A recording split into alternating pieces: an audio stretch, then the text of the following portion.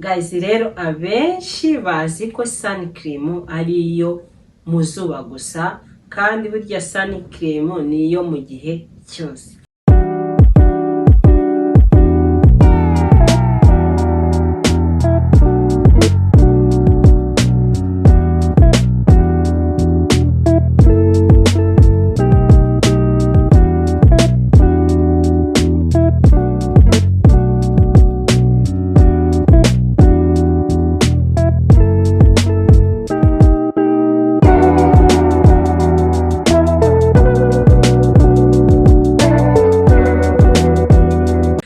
Ikaze rero we mushyashya ufunga video zanjye bwa mbere, ngiye nitwa Cyusa Edouce, nkaba muhaye ikaze umuryango mugari w'abantu bashaka gusa neza, kwiga ndetse no kubona amafaranga. Guys rero nguhaye ikaze we mushyashya ufunga video zanjye bwa mbere, icyo ngusaba no kwanza gukora subscribe, warangiza ugakanda kuri ako kazajya kari ku ruhande kugira ngo igihe cyose na uploadinze video tuzajye tubona aka notification muri rusange. Rero guys wiyumvemo ikaze. Ikindi ndashimira nawe udahwema kunshyigikira uko bwije nuko bukeye, ukanda like, usharinga video zanjye mu comment, nawe ndagusabira umugisha ku Mana. Guys rero dore ibintu zasanga hano kuri Cyusa Edouce, mbese muri rusange dore ibintu tuharebera, twiga kwambara neza nk'ibisanzwe nk'umukobwa w'inkumi cyangwa umudamu w'icyorekezo. Ikindi twigiraho ubuzima, ese ni gute twarushaho kugira ubuzima bwiza kandi buzira umuze. Ikindi tureberaho ese ni gute twita ku ruhu rwacu rwo mu maso, cyane cyane niho twibanda ko niho hantu hambere harushya ariko umva uruhu rwo mu maso rurarushya. Rero ibyo nibyo bintu uzahigira, cyane cyane twibanda nyine ku ruhu, fashion ndetse n'ubuzima. Ikindi mu minsi iri imbere hari utuntu ndi kwategurira, ndi kwateganyiriza, nzatubabwira twaciyemo, ariko ubu nibyo bintu ndimo cyane ndi gushyiramo imbaraga, kuko ndashaka ko tuvuga kuri video zose byibuza mu cyumweru nkabaha nka video nk'eshatu. Urugero nkabaha video ya fashion, ubwiza, ikindi no mu buzima busanzwe inama zigiye zitandukanye, haba business, haba uko tubana muri societe, uburyo twabaho mu buzima buzaza kandi tukarushaho kuba neza, uburyo twa saving amafaranga, tukarushaho kwigira cyane nk'abantu b'abadamu. Rero ibyo bintu nibyo ndi gutegura mu minsi iri imbere. Guys sinabura kubashimira ku bihumbi 3 by'abasubscribers tumaze kugera. Ntago ari abantu bakeya pe, ntago ari abantu bakeya kuri njyewe, n'abantu benshi, kuko twatangiriye ku muntu umwe none tugeze ku bihumbi 3. Ndabashimira rero, kandi ikindi rwose nawe ureba video zanjye ukaba utarakora subscribe pe, fasha uyikore. Guys rero please, ikintu nshaka kubabwira nyamukuru nicyo kintu cya mbere mbanza kuvuga. Abantu bamaze kubimenyera, ncuruza imyenda myiza, haba amakanzu, haba amajipo, haba amakabutura, haba amakote, haba udusengeri, amashati meza, mumaje kubimenyera rwose, ku kintu bita ishati, ku kintu bita ikote, ku kintu bita ikanzu. Rero wowe utaza ngo nkwambike, ikintu cya mbere umwihariko wanjye nuko mbanza ngakorera nkareba ikintu kikubereye nkabona kukiguha. Pana bya bintu byo kuzingura imyenda yose narangiza wowe ukihitiramo ukavuga ati oya ndagumya nambara oya. Kandi abantu nambitse bagenda banshimira. Guys ubuhamya ndabufite, nzazana umuntu umwe nambitse aduha ubuhamya bw'ukuntu yambaraga kera n'ubu ngubu uko asigaye yambara. Guys muri office arinjira abantu bose bakagira ngo abantu bose muri office bakorana bose yarabazanye, n'abandi n'abamama bagiye batandukanye, aba badeperi bagiye banzanira abadeperi bagenzi babo. Mbese muri rusange iyo ugeze iwanye kwa Cyusa mukoraho rikaka.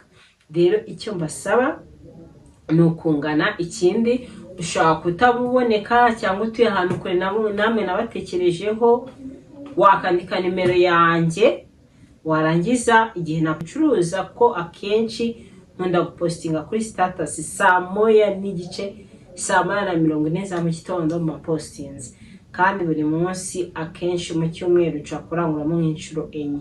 murumva ko rero mpora ndi update, murana udushya, murana ibintu byiza. Mungane rero munyandikire kuri iyo nimero. Nkorera muri Tropical Plaza, uramutse ugeze hari imbere ya Tedemiri wamamagara ukanga cyusa bite ni byiza ko ngeze aha ngaha waje ukamfata mpita nsohoka muri Tropical kayitanza nkagufata. Rero mungane mwese mbabike, munkunde kuri YouTube, munkunde mu myenda, munkunde mu bindi bintu bigiye bitandukanye. Guys, ikindi nkora delivery pe, nk'abantu hari abantu njya mbona banyandikira muri comment cyangwa bakanyandikira kuri WhatsApp bakabase ko nakunze umwenda wangeraho gute. Nkora delivery ahantu ahari hose uri mu gihugu, noherezayo imyenda. Ikindi yaba no hanze noherezayo imyenda mu Burundi, muri Kenya, cyane cyane nkunda kohereza imyenda muri Kenya, mba no mu bihugu byo hanze noherezayo imyenda. Icyo ukora wowe ni ukuba wacuzinzemo umwenda ushaka. Ibintu by'imyenda reka tubiveho, gusa mu minsi iri imbere ndashaka kubereka imyenda ncuruza, ndashaka kuyibereka ku buryo noneho muzajya muvuga ati ngiye kwacyusa gushaka ibi nibi, ngiye kwacyusa gukora iki n'iki. Ikindi abantu bambaza ngo iby'amavuta ni ikipe, ushaka kuza online, ushaka kuza kuri WhatsApp yanjye ukanyandikira ukambaza nkagusubiza, ariko ntago curuza amavuta. Cyakoza ushaka buri mu ntara hari amavuta navuzeho ukaba warayabuzeyo, ukaba wanyandikira kuri iyo nimero akambwira ati mfasha, ndashaka aya mavuta yankire kuri kuriye, ngirute ntangire kuyakoresha kugira nanjye ndusheho gusa neza. Guys, rero nk'ibisanzwe rero katugaruke mu kanya twinjira muri topic. Guys, rero uyu munsi nifishe ko tuganira kuri sunscreen. Ese sunscreen imari iki uruhu rwacu? Ese niyihe n'ubuhe bwoko bwa sunscreen? Ese sunscreen bayikoresha ryari? Rero tugeze mu gihe cy'izuba, nk'uko natangiye mbivuga, abantu benshi bazi ko sunscreen ari ukuyikoresha mu gihe cy'izuba gusa, kandi burya sunscreen niyo mu bihe byose. Kandi ikindi none numvishe umuntu ambwira ngo hari umuntu amubwiye ngo sunscreen ni y'abantu b'inzobe gusa. Ese abantu b'ibikarabo ntabwo izuba ribageraho? Nicyo kibazo namubashije. Izuba ntabwo rikugeraho? Iyo uri kugenda izuba riragutaruka wowe rikajya gufata umuntu w'inzobe? Rero umuntu wari wese uko ava aho wava ukagera, waba umudamu, waba uri umupapa, waba uri umusore cyangwa umukobwa, ukeneye sunscreen. Kandi ntuzisige sunscreen uvuga ngo tugeze mu gihe cy'izuba ngo ndayikeneye. Oya, niyo yaba ari mu gihe cy'imvura, niyo igihe cyose usohotse mu nzu ko hari ahantu uri buhure n'umurasire w'izuba, ukeneye sunscreen. Guys, muzi ko sunscreen hari umuntu ituma arwara ibiheri kubera ko atayikoresha? Hari igihe imirasire y'izuba ikugeraho ukabona watangiye kuzana ibiheri. Kandi ikindi, hari igihe sunscreen igufasha kutazana ibibara mu maso. Hari igihe ushobora gutekereza ko wazanye amabara mu maso kubera amavuta wisize, kandi mu by'ukuri ari izuba ryagutwitse. Cyane cyane nk'umuntu wisize amavuta arimo hydroquinone, ushobora kuzana ibibara mu maso, ushobora kuzana nyine biriya bibara by'umukara mu maso, cyane cyane hano munsi y'amaso, ugatekereza ko ari amavuta yabiteye. Kandi ayo mavuta n'urugero uyabeshyera, yego nayo yabigizemo uruhare, ari rya zuba ryagukupise hantu ya mavuta wayasize. Urumva ko rero mu buzima busanzwe dukeneye sunscreen. Mbere ya mu gitondo, mbere y'uko usohoka mu nzu, banza making sure uvuga ati se sunscreen yageze ku ruhu rwanjye. Tugiye kureba impamvu ya mbere ukeneye sunscreen ku ruhu rwawe. Mbere rero irinda uruhu gushya. Nibyo nari maje kubabwira, kwa kundi usanga warisize nk'amavuta ari active cyane, ugasanga mu kwisiga amavuta ayise yinjira mu ruhu, ayise akora cyane. Nyine ubwo amavuta ari active ni yayenda itakora cyane, ahita akora cyane rero ni yayenda arimo hydroquinone. Noneho kwa kudashyiraho sunscreen, wazajya ku zuba cyangwa waba ukora ku zuba cyangwa gukora ahantu hagera izuba nta mutaka, nta ngofero, nta sunscreen, ugasanga wisuzana ikintu kimeze nk'ikibara mu maso, ugasanga uzanye ikibara cy'umukara cyane cyane hano munsi y'amaso niko nababwiye. Icyo rero niyo mpamvu ya mbere ukeneye sunscreen. Nimba uzi ko wisize amavuta arimo hydroquinone, nimba uzi ko utisiga amavuta arimo hydroquinone, fasha ugure sunscreen. Ntabwo zihenze cyane pe, ntabwo sunscreen zihenze, kandi niyo yaba ihenze urimo urarinda uruhu rwawe kwangirika mu gihe kizaza. Uzi kubona umumama cyangwa umukecuru w'imyaka 80 afite uruhu ruruta urwawe, kandi abo bantu bariho nuko baba baririnze kuva kera. Kandi ikindi n'izuba rya kera n'iry'iki gihe ntabwo ari bimwe. Iry'iki gihe riracana ukagira ngo neza rigiye kwinjira mu bwonko bwawe. Rero ukeneye sunscreen. Impamvu ya mbere niyo ngiyo, sunscreen ituma uruhu rwacu rudashya nko ku bantu bisize hydroquinone. Kabiri ukeneye sunscreen nuko sunscreen ituma uruhu rwacu rutarwara kanseri. Kwirirwa cyane ku zuba cyangwa kuhatinda cyane bishobora kukugiraho ingaruka cyangwa bishobora kugutera indwara ya kanseri yitwa melanoma. Iyo ndwara rero ishobora kugutera kanseri y'uruhu. Kandi guys, si rimwe cyangwa se kabiri twumvisha umuntu ngo yarwaye kanseri y'uruhu. Rero burya kwivuza biruta kwirinda. Kwirinda biruta kwivuza. Mbere na mbere banza wirinde, nyuma uzabone kujya kwivuza. Ariko iyo wirinze akenshi kujya kwa muganga ntabwo bikunda kubaho kenshi. Rero iyo ni impamvu ya kabiri ukeneye sunscreen, iturinda kurwara kanseri y'uruhu. Impamvu ya gatatu rero ukeneye sunscreen nuko sunscreen ituma saza. Sunscreen ituma uruhu rwacu rudasaza. Urugero, izuba rishobora gutuma kujya ku zuba cyane cyangwa kwakorera cyangwa kwamara umwanya munini cyane nta sunscreen wisize bishobora gutuma uzana iminkanyari mu maso yawe. Hari abantu bazanye iminkanyari mu maso kubera batisize sunscreen. Iyo uza kubimenya rero mbere ukabatereka ajye nk'umitaho ka sunscreen, iyo minkanyari bitaraje. Kandi rwose umva, iminkanyari yo mu maso mana yanjye ni ikibazo. Ikindi na ya mabara yo mu maso nyine tuzana nabyo bishobora na sunscreen ishobora kugufasha kutazana iminkanyari, ishobora kugufasha kutazana ya mabara mu maso. Murumva ko rero sunscreen byanga bikunda uyikeneye. Guys, mbere yuko dukomeza reka manze nsaba abantu nanone umuntu uzi ko atarakora subscribe, ndamusaba gukora subscribe kugira ngo tujye turushaho kubana hano kuri Cyusa Edoze. Kandi ukoze subscribe birafasha cyane. Kandi ikindi nujya ukora subscribe ukorwa rimwe, ntabwo ari kubangura kandi umunsi ejo uzongera ukande oya. Iyo uyikoze biba birangiye ugakora no kuri ako kazogera. Ikintu ubusigaje ni ukuzanya na-uploadinga video, ugakanda kuri like, ukamana comment, ubundi ukaba urafashije mu buzima busanzwe nanjye nkaba nteye imbere. Rero reka dukomeze muri video yacu. Ikintu cya kane, sunscreen idufasha.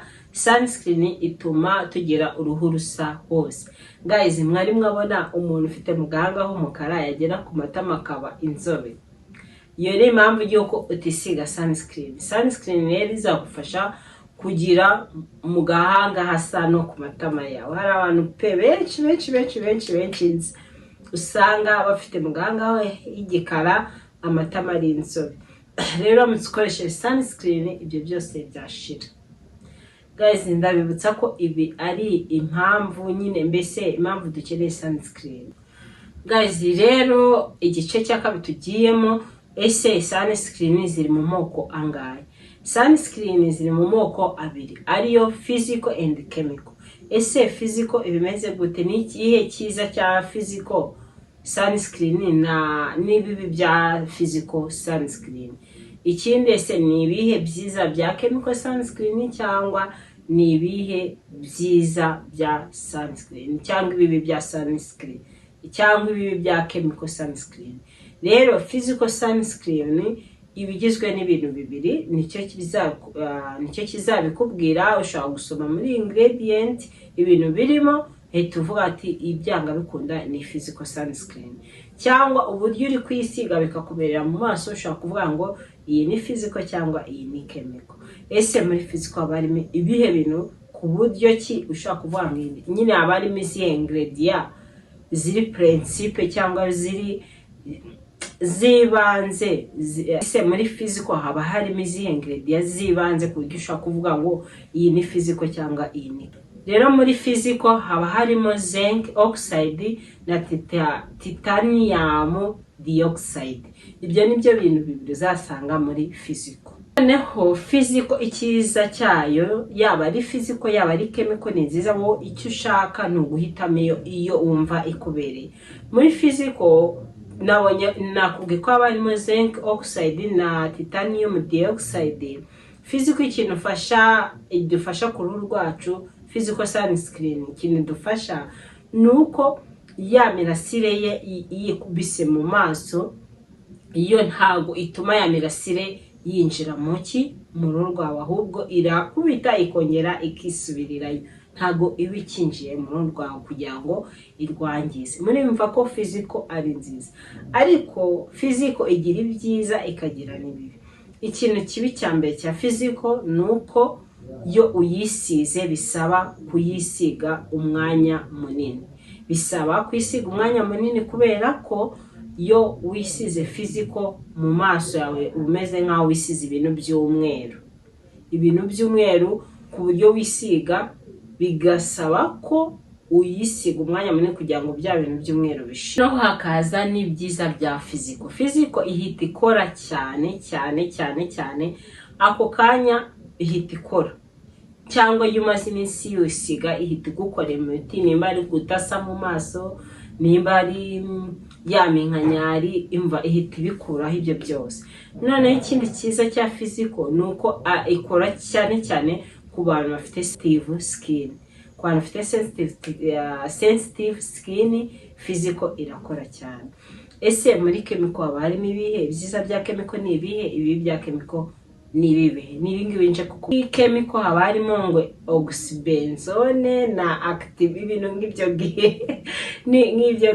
rero ndaza kubibandikiraho kuko kubivuga biba birananira pe. Ni ibintu biri chemical cyane, nyine namwe murabizi, abantu bize chimie bira bintu byo muri chemistry murabizi ukuntu bigorana kubisoma. Rero muri chemical nibyo ngibyo biba birimo, ndaza kubibandikira kugira ngo byorohe. Noneho ibyiza ibibi bya chemical, noneho chemical ifata imirasire y'izuba yaje ikikubita mu maso ikayihinduramo ubushyuhe. Ni hahantu ubona umuntu yagize ikintu bita icyunzwe kabisa. Ni hahantu ubona umuntu yagize icyunzwe, ni hahantu ubona umuntu yashyuhaganye. Iyo wisize chemical sunscreen nuko bikugendekera. Rero ni wisiga chemical sunscreen kumva ufite ubushyuhe ntuzagire ngo ni ikindi, niko ikorayo. Mu gihe physical ifata bwa bushyuhe, ifata imirasire y'izuba ikubita mu maso ikahita igenda. Noneho chemical yo ifata ya mirasire y'izuba ikayihinduramo ubushyuhe, wamara kugira gute gushyuha, ariko ubwo bushyuhe nta kintu na kimwe butwara ku mubiri wacu. Noneho icyiza cya chemical sunscreen nuko itazana bya bintu by'umweru nk'ibya physical. Ikindi uyisiga umwanya mutoya, ikindi ziba zoroshyemo ukuntu. Urumva rero ko chemical ari umuti. Chemical ni umuti. Reka mbabwire ibibi bya chemical rero aho yabereye. Noneho ibibi bya chemical rero reka mbabwire aho yabereye iza ari chemical kabisa. Chemical byibuza bisaba ko uyisiga ukamara iminota 10, hagati y'iminota 15 na 20 utarajya hanze. Ikora mu minota 15 na 20. Ikora mu minota 15 na 20. Noneho ikindi ku muntu uteganya gutwita, ku muntu utwite ntiyemerewe kwisiga sunscreen ya chemical. Ntabwo byemerewe kuko bishobora kugiraho ingaruka. Umuntu uteganya gutwita, umuntu utwite ikindi abo bantu babiri mvuze, umuntu uteganya gutwita, umuntu utwite ntabwo yemerewe kwisiga chemical sunscreen. Chemical sunscreen nababwiye birimo ibintu ugomba kureba ko biri muri iyo sunscreen. Rero guys, mumfashe rwose, ushaka kuba uteganya gutwita ukagenda ukajya kugura chemical utabizi. Guys, rero ushaka kuba uteganya gutwita cyangwa utwite ukajya kugura chemical. Naho rero tugeze mu gace ariko kanyuma ko ese ni gute wakisiga sunscreen. Urugero twabivuze muri video, nimba wisiga chemical bisaba gusohoka mu nzu hashize iminota hagati ya 15 na 20. Ikindi, nimba wisiga physical bisaba ko uyisiga umwanya munini kugira ngo bya bintu by'umweru bigushireho. Ikindi, sunscreen ni ya buri munsi pe. Buri munsi ukeneye sunscreen igihe uzi ko uri busohoke mu nzu ukagenda ku zuba. Ikindi, nimba uzi ko ukunda kubira ibyunzwe, koresha sunscreen hagati y'amasaha 2 na 3 ujye wongeraho indi sunscreen. Ikindi, nta muntu wemerewe kujya kuryama atoze mu maso ngo akore ya sunscreen. Niyo mpamvu maze iminsi mvuga ati mask, face wash, tugeze kuri sunscreen n'ibindi byose biri imbere tuzavugaho. Urabikeneye cyane ko nimugoroba igihe bisize sunscreen uzakenera ya face wash, ushaka gukinana na ya mask kugira ngo bya sunscreen wisize mu maso byose bishire mu ruhu rwawe kugira ngo ejo mu gitondo uzongere utangire. Guys, ndabakunda, reka dusoreze video y'uyu munsi. Ndabizi ko yabafashije kandi rwose umuntu wari wese hava akagera, yewe umupapa, yewe umumama, yewe umukobwa, yewe umusore ukeneye sunscreen. Waba uri inzobe, waba uri igikara, waba uri imibiri yombi. Kandi sunscreen ntirebera ngo uyu muntu afite dry skin, afite oil skin cyangwa afite combination skin. Oya, bisa umuntu wari wese mbese muri rusange akeneye sunscreen. Ndabakunda rero, icyo mbabwira, icyo mbasaba nukomeza gushishikarira gukora shares kuri video zanjye maze sakaza ahantu hose. Kandi ikindi mbasaba, igihe icyo cyose urebye video ukayirangiza cyangwa ukareba video yanjye ukabona hari ikintu ukuyemo, jya ufasha ukane kuri iyo like kandi umena comment. Guys, ubu koko ntago nambaye neza ntago nambaye neza. Icyo nshaka kukubwira rero ni iki ngiki, ngwino mwambike nguhe imyenda ikubereye. Ubu koko simumenyere ku ishati zifunze, ubu si wakanga aka gashati koko sikamereye nako. Rero ibintu byose tubitrayinga kugira ngo turusheho kuberwa. Buryo musirimu no rutrayinga ibintu byose. Nzabashyiraho nifotoje nambaye ijipo. Amajipo naratangiye kuyambara, ariko nambara amajipo y'amasape. Nambara amajipo y'amasape nyine ajyanye na taye yanjye, cyangwa amajipo afite ibipesu imbere. Rero kandi ikindi ya petetre, kuko ndende cyane ntizimbera na mini ntizimbera. Murumva ko icyambere no kwimenya. Rero muze mbambike imyenda myiza nkuko natanye mbivuga muri video. Muze mbambike, muberwe, muse neza, mwiyubahe, bese ubu umudamu w'icyerekezo. Umudamu w'icyerekezo, umukobwa w'icyerekezo. Turusheho gutera imbere dufatikanyije muri rusange. Mukore shares, mume subscribe, mutarakora subscribe. Kandi rwose igihe urebye video yanjye ukabona urayikunze, wemere kwandika muri comment kwanga ati akiri kibizo.